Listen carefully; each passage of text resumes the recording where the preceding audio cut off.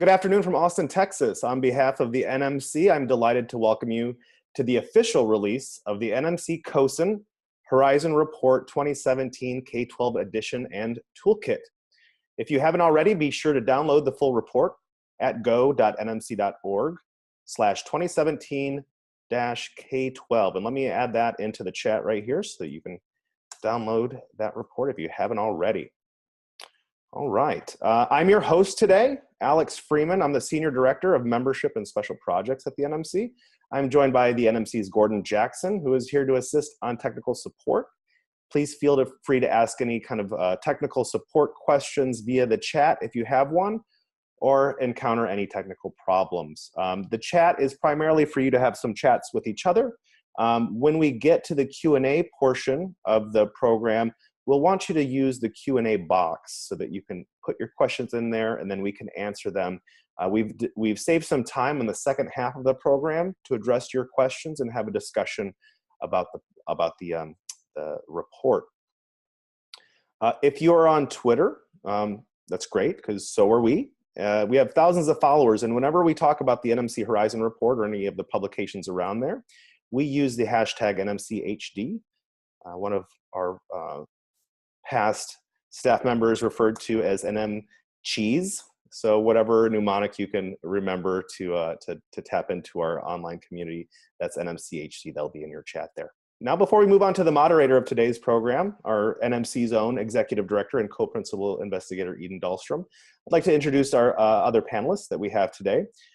Keith Kruger is the CEO of CoSN. Matt Pickering will be joining us shortly. He is the Chief Solutions Officer, the CSO, from mindSpark Learning. And we have Pete Just, Chief Technology Officer for the Metropolitan School District of Wayne Township in Indiana. So with that introduction, I'd like to turn it over to Eden so that she can kick off our release of this report. Go ahead, take it away, Eden. Well, good morning, afternoon, evening, wherever you may be. I'm going to share my screen so I can walk you through some slides here.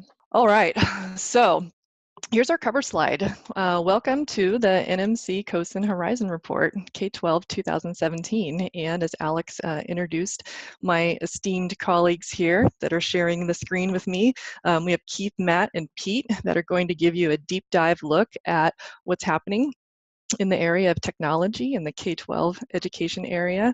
And I will also just do a shout out to the folks on the webinar that are our Twitter followers. So be sure to get this information out among your community and spread the word. Oops. So an overview of today is, first I'm going to give you some context for this report. So it's an introduction to the NMC Horizon project, and then specifically about what's happening with this year's K-12 edition. This will be a very high level at a glance look. There's a lot of material in the report, which you can download and read at your leisure, but we want to give you the context that you will need to understand what's most important for this year's findings. I'm going to focus on sharing the material in what we're calling meta categories. These are the large statements that the trends, challenges, and technologies can be rolled up into. And then I'll give you at least one impact exemplar, how these technologies or trends or challenges are being kind of deployed or addressed at a particular campus or school. And then we'll move into the panel contributions, and that'll be the deep dive, some thought leadership for you to take back with you to your school. And then you'll have a chance to participate. We'll do participant Q&A. So this project is a joint effort. So New Media Consortium, CoSN, and mindSpark have come together to produce this year's Horizon Report. And you see Keith Kruger here, and Matt will join us shortly to share with you some of their thoughts on this year's results. And it's a real privilege to work with this crew and this community. I can't think of a better partner to be working with. In terms of this year's report, we have been doing Horizon reports for about 15 years, and the focus of these reports is to chart the 5-year impact of innovative practices and technologies. This particular one focuses on K-12, and what we do is we use guiding research questions to steer an expert panel. This year we had 61 panelists participate, and these are thought leaders, practitioners, teachers, folks that know what's happening in the K-12 area. So this very much is the summation of the collective wisdom of many folks who know what's going on in this educational sector. The questions that we use to guide this research are: what's on the 5-year horizon for schools? Which trends and technology developments will drive educational change? And what are the critical challenges, and how will we strategize solutions together? We also have a companion toolkit for this particular Horizon report. And this companion toolkit, Keith will talk a little bit more about it. It is about content. It takes the content of the K-12 report and it offers tips for using it for planning and for policy, community outreach events, and communication programs. So it's your special guide to help you work through the robust content of the report. I also wanted to give you some context. The K-12 report is really part of a family of Horizon projects that we do. The community of projects includes K-12, higher education, libraries, and museums. And the thread between each of these is both the formal and informal learning. So just wanted to share with you that we have over 60 editions and many translations into languages all around the world. We also have an impact, a widespread impact across the globe. This is considered a global report. Many of the expert panelists were from countries outside of the United States, and we like to include both the breadth and depth of the exemplars happening all over the world. So let's dive into the results. The report is organized into 3 main categories, and these are the key trends: accelerating technology adoption in K-12, the significant challenges impeding technology adoption, and the important developments in educational technology. So you'll notice that there's an hourglass representing the key trends, because this really is a temporal representation. What's happening in the next 1 or 2 years? What are the trends for 3 to 5 years? What are the long-term trends that are more than 5 years out? The challenges is really sort of a puzzle because it's organized by level of complexity. So what do we know and what's solvable? And what is sort of a wicked challenge that we barely even understand, and we're just starting to address the issue of what does this mean and what can we do about it? And then with regard to the developing technologies, these are binoculars, because this is our attempt to forecast not only what's happening now, what's happening mainstream, but what's happening in both the near term and long-term future. So let's jump into the trends. So what are the trends accelerating tech adoption in K-12? So we have short-term, mid-term, and long-term trends. On the short-term horizon, we have coding as literacy. Coding is becoming more important in schools, and this is one of the newer literacies that our kids are learning and are going to take with them to express in the future proliferation of the digital era. Also the rise of STEAM learning. So, science, technology, engineering, art, and math, all very important, all work together. These are not mutually exclusive topics. They work together. When science intersects with art and math intersects with art and science, you have some wonderful opportunities for innovation. Midterm, so growing focus on measured learning. This has to do with the rise of analytics and data and the availability of the technologies that allow us to work smarter and not harder, to personalize the curriculum and educational experiences of students. Also redesigning learning spaces, taking into account how individuals learn best or learn most and in what environments those are.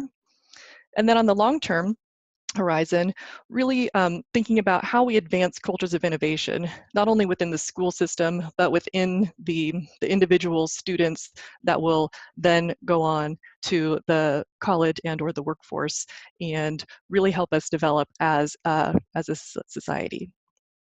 And then finally, developing deeper learning approaches. What does it mean to move beyond things that based on things that you can remember, but it's the learning to learn components. In terms of the challenges, here we have the solvable, difficult, and wicked challenges. So what's solvable? You know, these are things that we understand and we know how to solve. We know how to solve authentic learning experiences. We know that students are creative, they learn well and with hands-on experiences, and I'll provide you a couple of examples of these as we move on. We also know how to improve digital literacy. NMC actually has a couple of publications. If somebody can pop the latest digital literacy report into the chat room, that would be great. Literacy and being fluent in the digital technologies, not only in terms of what types of technologies there are, but how those technologies can interact with one another, is an ever increasingly important skill that we need to have.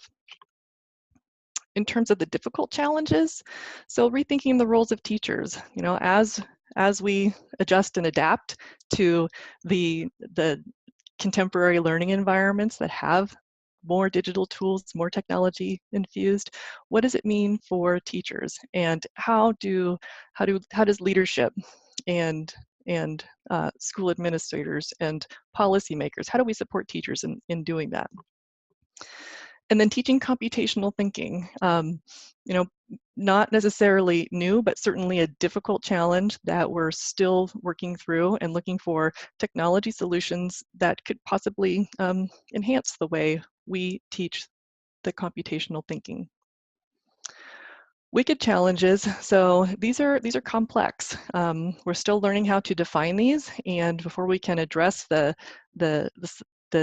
scaling, the scaled solutions, we really need to better understand what these things are. You know, how can technology influence or make the gap shorter for the achievement gap?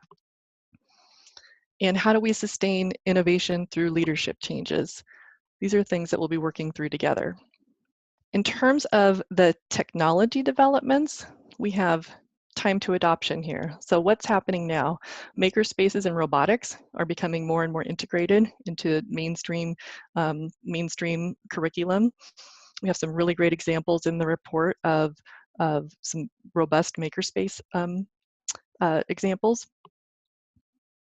2 to 3 years out, the implementation of analytics technologies, not only for learning analytics, but also for school organizational analytics to help us make better decisions on the policy and leadership level, but also at the classroom level. And then also virtual reality. So this particular technology, kind of akin to cell phones that used to be very expensive and elite, are becoming a lot more mainstream. And how do we bring in the virtual world into the physical world to extend the classroom experience? In terms of the 5 years or 4 to 5 years out, the Internet of Things and the connected world and artificial intelligence are two things that we have our eyes on here. And in terms of AI, we're not really talking about, you know, the android data from Star Trek and that general intelligent sentient being. We're really talking about the machine learning and the things that we can incorporate into existing experiences and technologies that we have to help us make better decisions, not only as teachers or policymakers, but also on the learner side. And so I just ran through 18 things, 6 trends, 6 challenges, and 6 developing technologies. That's a lot of information to process. So what I'm going to do now is I'm going to talk about 6 meta categories. And this is where we can roll up the combination of the trends, challenges, and technologies in context to address the issues that are really the broad movements in K-12 education. And if you think of these meta categories more as impact statements, and I'll show you what they are here to give you some context, it will allow us to have a broader conversation. And really the conversation here is about, you know, what problems are we trying to solve? What problems can this Horizon report solve?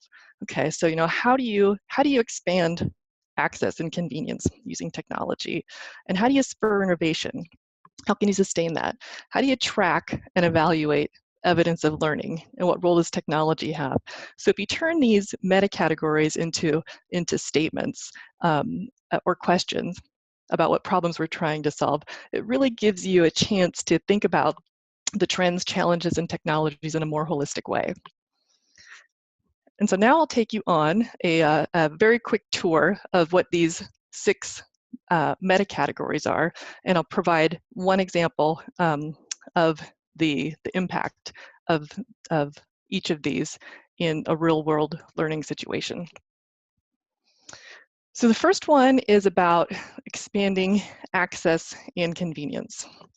Okay, so people expect to be able to learn and work anywhere, and they want consistent access to learning materials, and they want to be able to work with one another. We live in an always connected world. Our devices are always connected.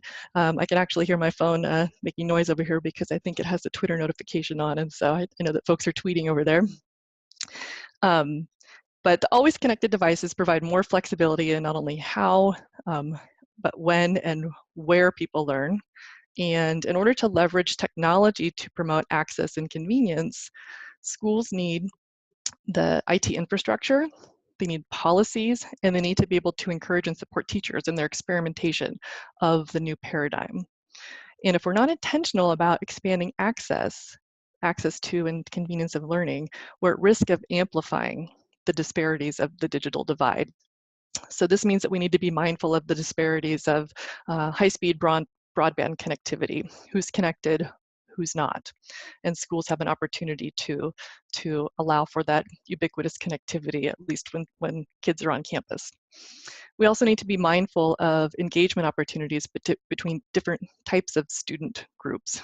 So there's research that suggests that, for example, female students who are in 7th or 8th grade might be a little bit intimidated about some of the STEM topics in person, but when engaging in a digital environment, they're more likely to ask questions and to participate. So one example from the report about expanding access and convenience is about virtual reality. So this particular example is from Singapore, and the Ministry of Education is working with a local startup and production company to create virtual field trips, right? The goal is not to replace in-person voyages, but it's to bring those voyages and experiences to the classroom. And this is able to augment the curriculum by supplementing and not supplanting the textbook exploration. So it's just a really great example of how to extend that access. The second meta category has to do with spurring innovation. Okay, education has been the traditional vehicle for advancing the global economy, and economic health and adult literacy rates, high school graduation rates, college graduation rates, these are all highly correlated with economic health. So when we invest in education, we're investing in a future population that will not only illuminate new ideas to solve today's pressing challenges, but also to create opportunities to shape a better future. K-12 institutions are incubators of inventions, both by design and by default. So by default, because nothing beats the uninhibited creativity of a child, and by design, because we are more conscientious now than ever about integrating formal activities and spaces that spur innovative thinking. Students as creators are better prepared for college and for fulfilling the evolving job market. So jobs of the future, we don't even know what they are, but we know that students need to be prepared for these. In terms of rolling this back up to some of the trends, challenges, and technologies that are part of the specific part of the report, obviously a trend advancing cultures of innovation and redesigning learning spaces. Some things that are a challenge here are rethinking the roles of teachers. How do we facilitate spurring innovation when we have a set curriculum that we need to teach that might be a little more specific to dealing with particular competencies and not necessarily the big picture thinking. Also in terms of how do we improve digital literacy? Can a more digitally literate citizenry be more open and receptive to innovative ideas? The answer is probably yes. So one example here for Spurring Innovation is about redesigning learning spaces. So this particular example is from a European report, and it's about the Future Classroom Lab. And this particular lab identifies examples of flexible furniture, different seating configurations, access to mobile and digital tools, and the need for both formal and informal learning areas based on individual learning goals. So this is really about redesigning learning spaces and how creating a space that facilitates collaboration and cooperation and a connectedness can bring together ideas that might not otherwise happen. The third meta-category is about fostering authentic learning. So schools are increasingly prioritizing activities of active learning over rote learning. And in terms of pedagogical trends that reflect this richer, more hands-on, real-world learning experiences are things like project-based learning, challenge-based learning, competency-based learning. These are all things that are much more common now than when I was in school 1,000 years ago. Things like maker's culture and online collaboration tools have made students more active contributors to the knowledge ecosystem rather than merely participants and consumers of knowledge. We know that students learn by experiencing, doing, and creating, and they demonstrate these newly acquired skills in more concrete and creative ways than ever before. For schools built to cater a more traditional learning environment, it can be a real challenge to generate these opportunities and spaces with paradigms that still lean towards the traditional practices. And so that's one of the challenges that we need to overcome for these authentic learning experiences. An example of an authentic learning experience comes from Australia, and I'm not sure if I'm going to get the pronunciation of the school right, but it's Kabia. I need you guys to go, yes, that's correct. is bringing in students to help design and rebuild a dilapidated playground. So they're using math, they're using art, they're using what will be future engineering skills, and the students are highly engaged because it's something that they care deeply about, something that they'll benefit from, and they are learning some soft skills like communication and project management, as well as collaboration, in addition to the traditional disciplinary skills that we associate with schools. Tracking and evaluating evidence. So as the former data diva turned CEO, this is an area that I could get very, very excited about, and I'll try to limit myself here. Tracking and evaluating evidence. Okay. So data are the currency of the digital economy, and this is what drives the information age. And I've been in the educational sector for about 20 years, and a lot has changed. So measuring student learning has evolved from passive and latent metrics like semester and quarter grades or grade level promotion, graduation rates, things of that sort, to things that are more interactive in real time. And these interactive and real-time metrics allow us to make recommendations and adjustments that meet learners' needs, and also to inform teachers' decisions about curriculum and pedagogy. It's actually a really fantastic time to be a student, and it's a fantastic time to be a teacher as well. Teachers are better equipped with information about students' progress, more so than they've ever been before. They can more accurately identify areas for improvement and deliver tailored content accordingly. And as for schools and school leaders, they're able to assess patterns across classrooms and across schools. They have access to information to use student progress and outcomes, evidence to inform investments and policies. When it comes to understanding and facilitating student learning, analytics technologies applied in educational settings are helping institutions move from what was once considered data-rich and information-poor scenarios to data-driven and information-rich scenarios. It's all part of the work smarter and not harder trend that we see that technology has such great promise for. Mainstream example here is Khan Academy, right? So they've been using analytics technologies that are packaged in a way that creates an adaptive and informed learning experience. Many of you use this, your kids use it, your teachers use it, and the site continually assesses learner progress by incorporating algorithms that adapt the content to teach mastery before students advance to the next level. Improving the teaching profession.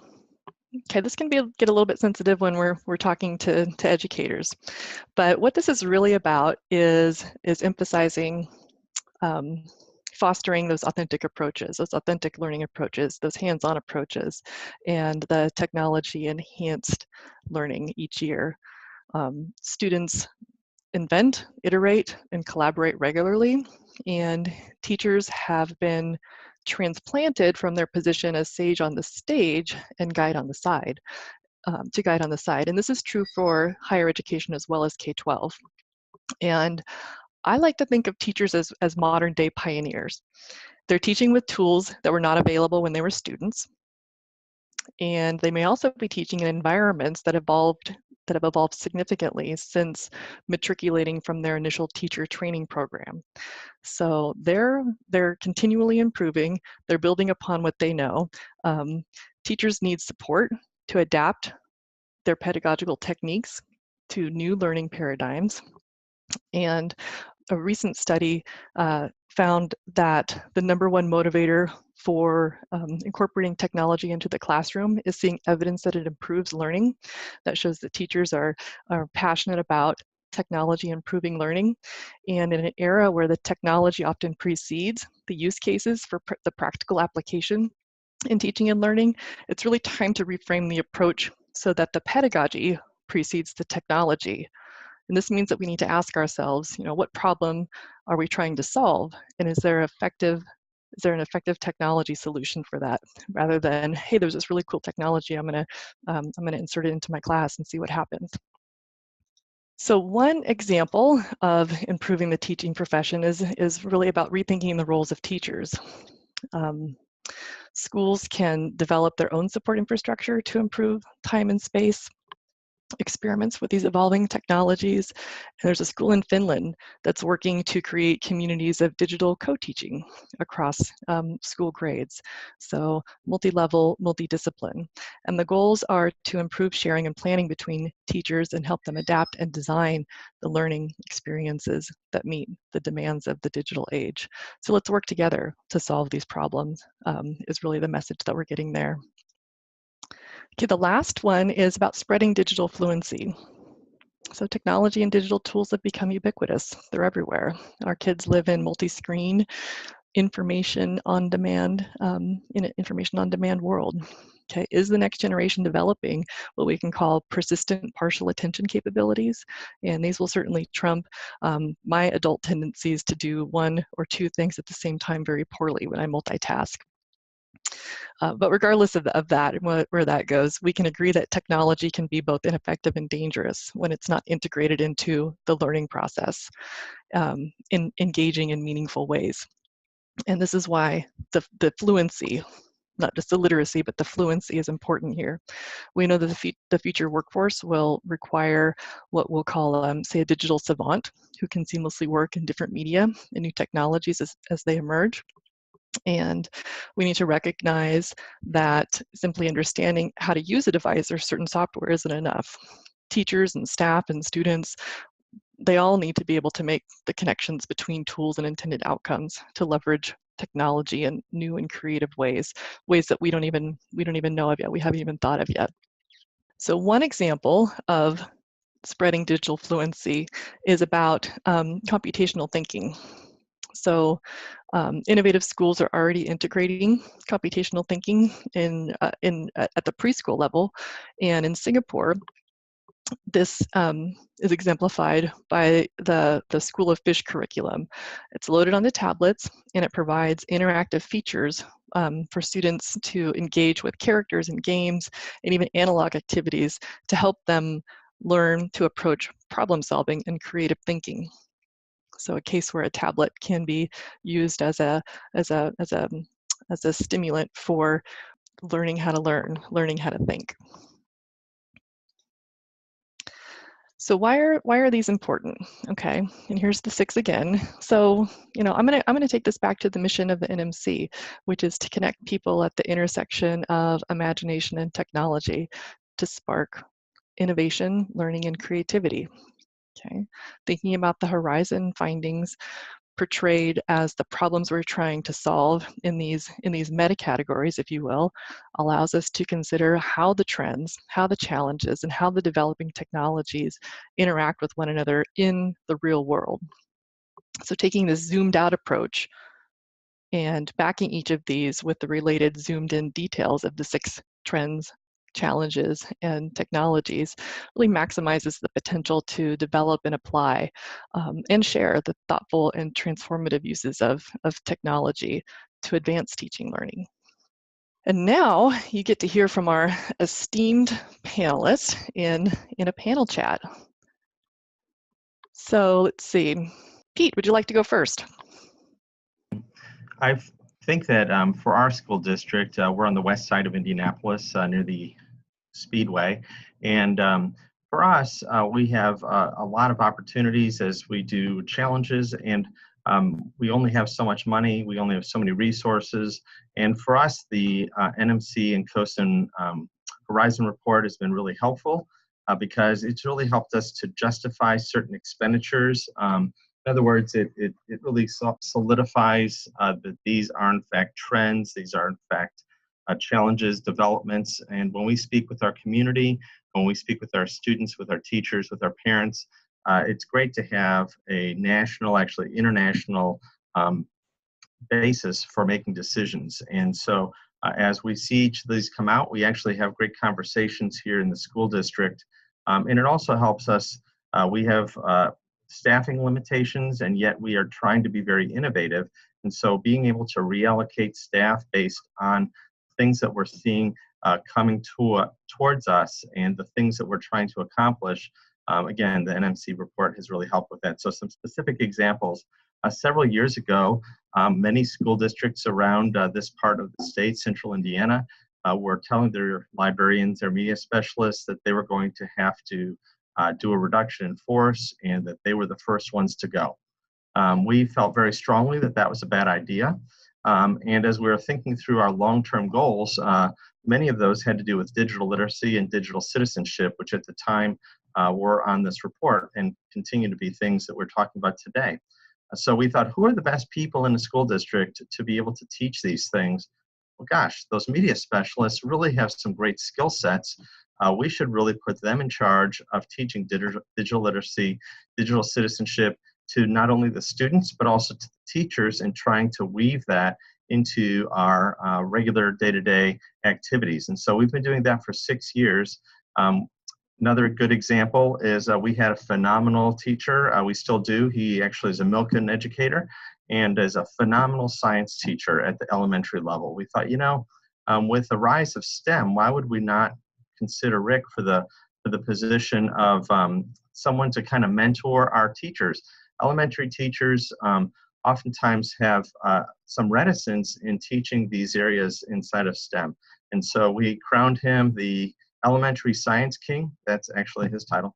And he is really providing examples and is sort of a scientist in residence, works with all of the teachers across all the elementary schools, providing opportunities for really deep lab experiences that help them to learn, help them to be creative, and help them to be entrepreneurial in problem solving.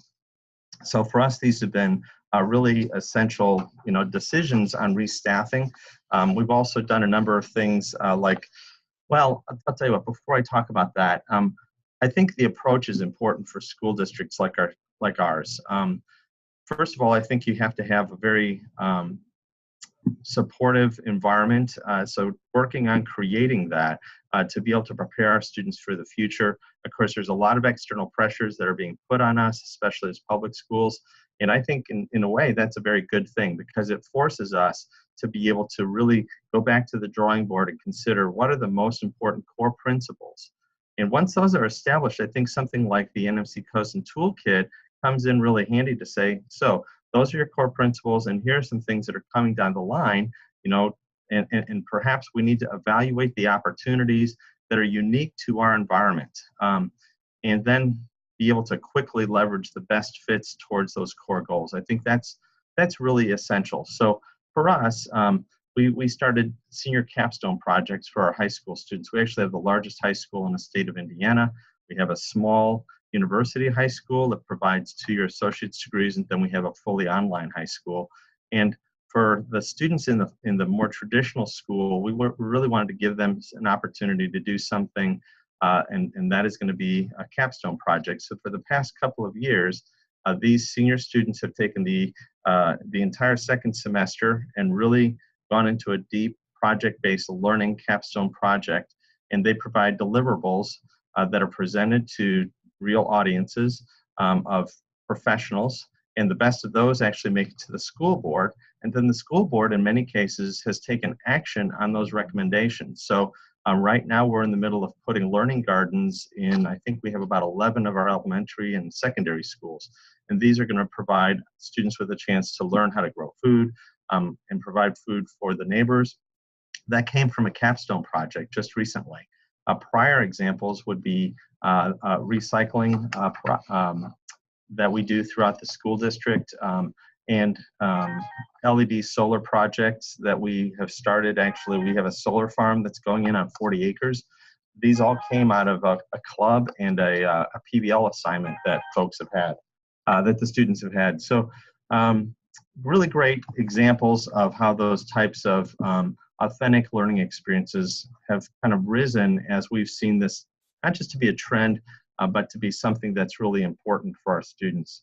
Another thing that's happened in the last year is the development of EdFi dashboards for our school district. EdFi hasn't really been used in the state of Indiana, but we saw that we were extremely data rich, and yet nothing out of the ordinary was happening with that data. And we wanted to have an interactive, real-time dashboard to be able to inform teachers and to allow teachers to do what we call artful decision making for each of those students to provide a more customized experience for them. Again, this is kind of coming out of the tracking and evaluating of evidence component. So a lot of really positive, innovative things are able to be done because we're kind of looking at the thermometer, if you will, of this report and allowing it to kind of provide the cabinet with bigger ideas to be able to encourage the schools and the classrooms to do things, proof of concepts, betas, pilots. Our education foundations provided grants for those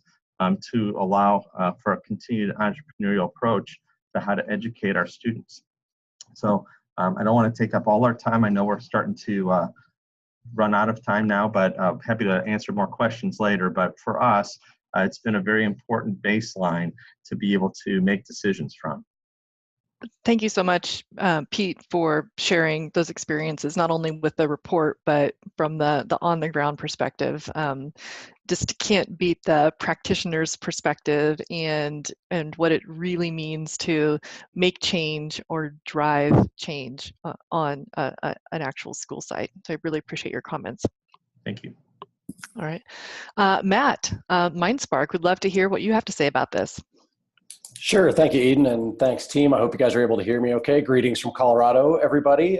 mindSpark Learning here, and yes, agree with everything around and included in this report. We're really proud to support NMC and CoSN in the development of this report, as it's really critical, you know, as Pete talked about from a practitioner standpoint. For us, mindSpark Learning is a nonprofit serving the community here in Denver and really across the country. And this report and the toolkit really can serve as a roadmap for us as where the needs of the field are going as we look at ourselves as an organization serving the educators in any given community. So one of the things that is at the core here is partnerships, and we're happy to be a partner with the key organizations here, but we really also believe that this partnership is, and the concept of partnerships is really permeated throughout education. And it's really important for the folks in Pete's seat to look at the partnerships that are out there. A real powerful statement we've heard around here a lot is that if educators could have done this and could have fixed the whole system and all the concerns we have in K-12, they certainly would have done it by now. It's a really committed group of individuals, and what that tells us is the kinds of things that are embedded in the challenges that you see here in the categories are real and are tough work. And there's no magic silver bullet that's going to come in, and there's no one organization that can solve it for you. As much as I'd love to sit here and tell you that mindSpark Learning is that group that can solve all problems, we know that the problems are deep and vast and challenging, and it takes really hard work and really hard look at trust and culture in any given school to do that. So at mindSpark Learning, we are really built to change that game. We come from kind of the problem of practice that we are losing talent in education, and especially in K-12 education. And the first place that everyone turns for that is it's a function of money, and we don't pay teachers enough. And obviously we agree with that at some level, but it's not where we think we can add the most value. Where we come at is actually the research-driven number one reason why folks leave the profession is professionalism. And so kind of everything in the shell of what this report encompasses is about that, is about trying to give some of the autonomy, control, and trust back to professional educators. And that's what mindSpark Learning we're really here to do and to support. So I'll tell you a couple of ways we do that, and then obviously look forward to seeing if there are other questions and other ways that we can help any of the folks that are listening in here today. We're happy to do that.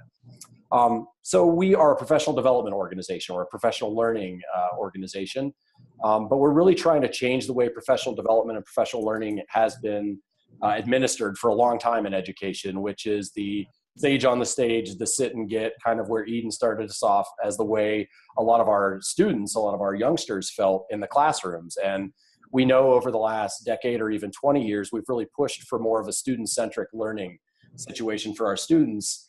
mindSpark Learning, we think it's kind of comical that hasn't followed in the adult learning that accompanies how our professional educators grow and expand their craft as they're doing this. So that's really what we're built to do. That's not to say that there isn't a lot of valuable learning, books, seminars out there. What we try to do is meet folks more where they are. Our learning sessions tend to be more co-teaching, more embedded in what's going on in a school. So we send folks out to really demonstrate if coding is something you really believe in as a new literacy, and you have folks that are in classrooms that don't believe a second or a third grader can code, we'll put a coding teacher in there to spend an hour showing you that yes, it is possible, and there are strategies that can help, as well as games that can even help kids get up to speed on that new literacy. So one small example there. We're also big believers in the cultural piece here. I think most of them were more on that wicked challenge or long-term out that Eden highlighted for you. There's so many of these things that become symptoms, we think, of, well, we don't have enough technology integration. Our literacy scores are problematic. We're not helping with the achievement gap. And it seems simplistic, but so much of it comes to the hard work of culture and trust in a building. And so we run a lot of programs that are based on this, of how do data teams, professional learning communities, we're really all professionals in a building, and that is not just the principal and the teachers. It goes to paraprofessionals, it goes to custodians and bus drivers, and it goes to parents and businesses in the community. So how can the folks, again, that are in Pete's seat, start to engage and really get a whole community supporting some of these efforts? The one piece that I'll highlight from mindSpark Learning that we're really excited about that we're doing this through is a leadership program called the Education Accelerator. And it's a 9-month program that is not for a single leader in a school, but for a team of leaders to come together with other schools, really get around their biggest problem of practice and culture, spend 9 months building a entrepreneurial blueprint that really attaches to some exciting graduate credit. We work with the University of Denver to do this, DU, and it is the runway for an MBA program, because we think that the sort of career path that's traditionally out there, which is if you're a good teacher, you become a principal. If you're a good principal, you end up in a system leadership position. We think there's some other ways to talk about growth and leadership and defining leadership from that teacher-leader position. So we're really excited about this educational accelerator that we're launching here in November with rural schools from Colorado and New Hampshire to start with, but we'll be expanding into some other states. And we're really looking forward to the opportunity to help folks with this professional learning challenge. The last way that I think I'd highlight that we do this, and this is more relevant for the folks right now in the Denver, Colorado area, we're located in Lakewood in West Denver. And mindSpark Learning is also a space, and I can't really give you the whole virtual tour here. I'd walk you around if I had more time.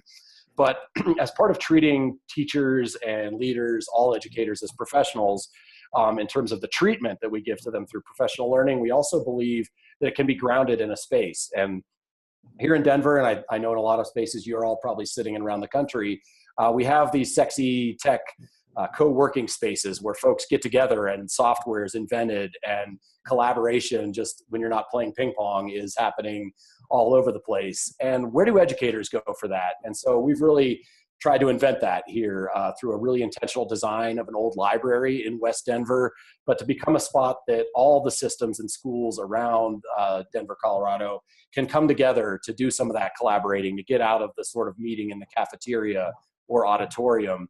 And as an educator who's been doing this for a long time, I was skeptical on the space part of this.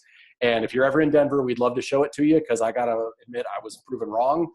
When you have a space where teachers and educators are treated as professionals and they're able to show up and be innovative and sort of feel that they have that permission to fail and pivot, they start thinking more entrepreneurial and take a lot of that culture back to their classroom. So we're very excited about our space here in Denver, and coming soon, hopefully replicating that in many communities around the country, because we think that this is a model that folks get now, that we've seen it more demonstrated in other industries.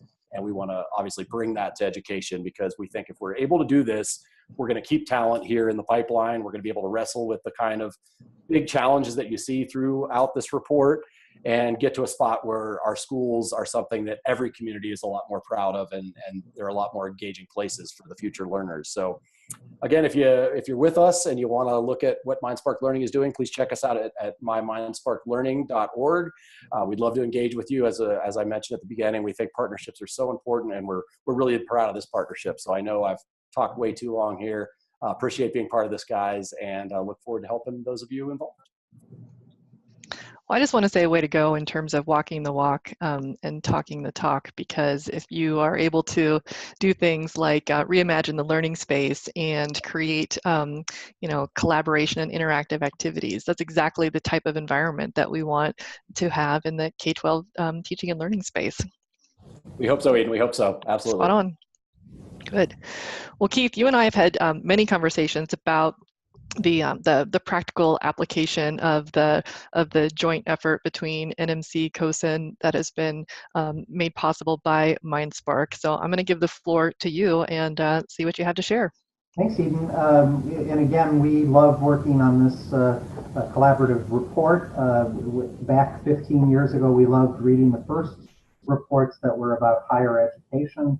And at that time, after a couple of years, I got brave and finally called up NMC and said, what about doing a K-12 report? And they said, sure, that's a great idea. Let's do it. It took about 3 minutes to persuade everybody, and off and running. I like to say, though, that although this is put together as a report annually by experts, the real power of it is to spark conversation. And so this year, and in the last few years, we've created an accompanying toolkit.